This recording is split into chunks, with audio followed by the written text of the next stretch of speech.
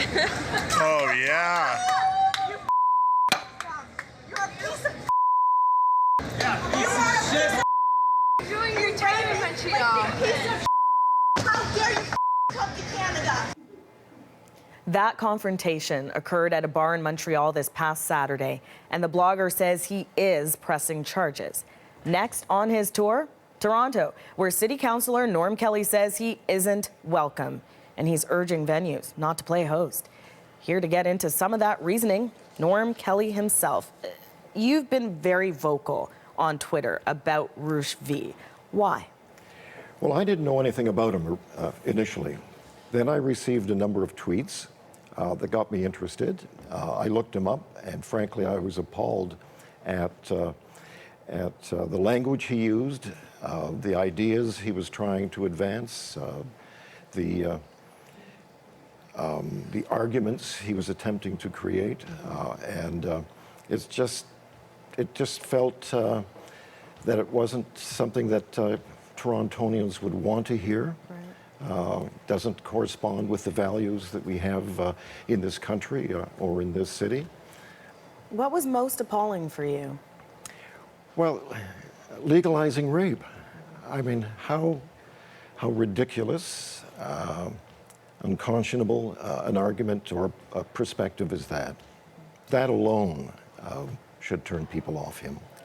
You decided to take to Twitter saying that, venues should not welcome this man. What do you think needs to be done to stop him? Well, I was accused by many in the Twitterverse of trying to censor him. I'm not. I'm not asking for the intervention by the state in any of its three expressions. What I am trying to do is to alert people who have venues that they wouldn't want to be associated with the message that Roosh is trying to promote.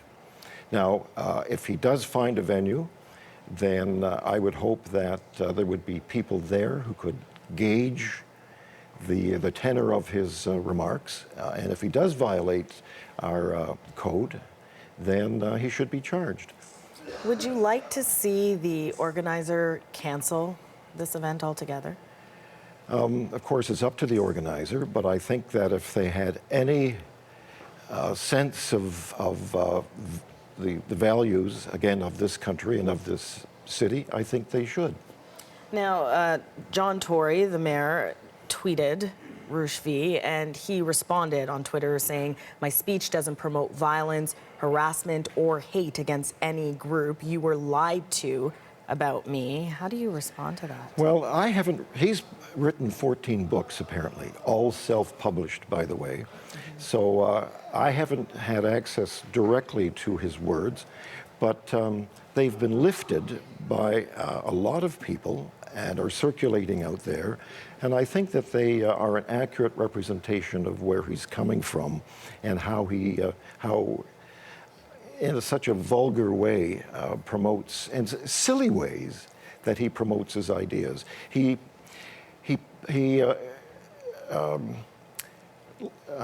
pretends or tries to persuade us that this is really provocative insight.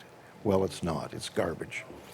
Do you think that by denouncing him, especially on your Twitter account with 90,000 followers, and he's also tweeted about the fact that he's been trending in Canada and this is a great thing, he's being promoted, do you think that this is counterproductive, if you will? Well, there's a certain element of that in it. The best way of handling people like this, of course, is to try and ignore them.